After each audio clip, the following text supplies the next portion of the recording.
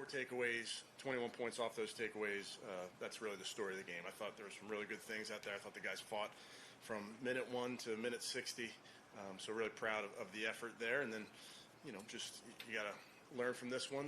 Definitely things you can clean up, offense, defense, and special teams. But the way those guys are flying around, really, really proud of that effort. And then we'll learn from this one, move on very quickly, and you're on the road next week. But with that, I'll take any questions. Kevin, just how important was it?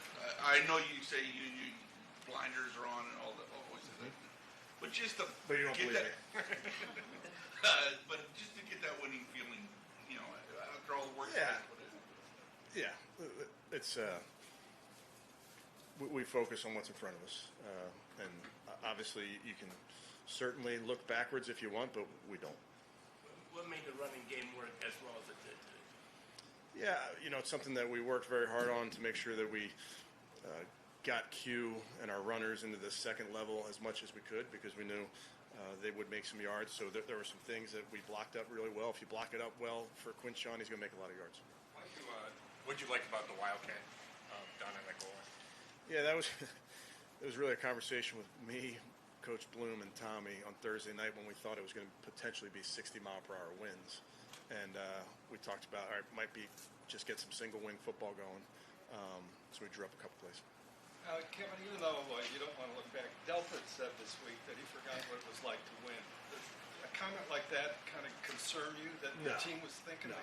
As you guys know, Grant is a leader in this football team. He plays his butt off every single week. I think you just like anybody, we know what the fun in this business is. So that's all part of it. What do you make of Quinshon's challenging entry point? What do you make of how he's gotten up to speed on the field? Well, I don't want to tell you that training camp's not important, because I got a bunch of players that will take that. He's in great shape, very diligent kid. All the things that we identified with him in the pre-draft process are all true. Tyson Campbell saved 2 touchdowns and scored one. It was awesome. It was great. Yeah, fun to see. Was he the first takeaway? No, I don't think so. Second one. But fun to see, him make a play and go down, tightrope down the sideline. And they went, and he made a couple plays down the field too. So, like I talked to you guys, I think this week, week 2 with him, normal week, is only going to continue to get better. Kevin, along the same lines as Grant, Myles Garrett had come out after the game last week, talked about frustration over how you guys were losing every week, and then on Friday also kind of questioned the lack of running in that game and reiterated his frustration. So, how did you feel about how he went about that, and yet everybody backed it up and backed him up this week?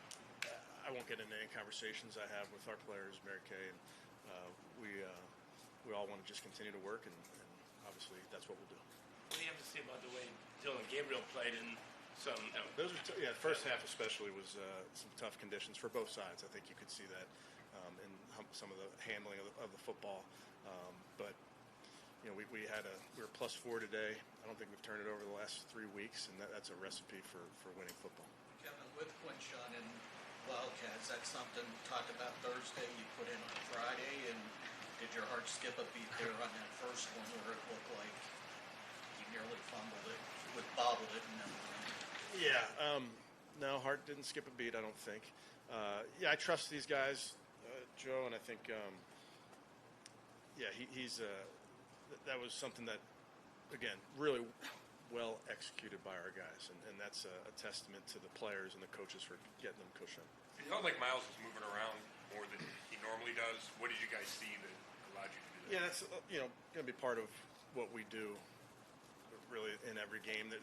It's so matchup based oftentimes, and making sure that you get Myles where you want him. The only reason you took the ball first was because of the conditions, or did you just want to get on the scoreboard? It was because of the conditions. I did that for you, Tony. Defense holding them out of the end zone. I'm sorry? The defense holding them out of no touchdown. And I know the conditions were what they were, but that offense had been scoring a lot of points. That's an explosive offense. I have a ton of respect for Mike and what they do, and our defense met the challenge.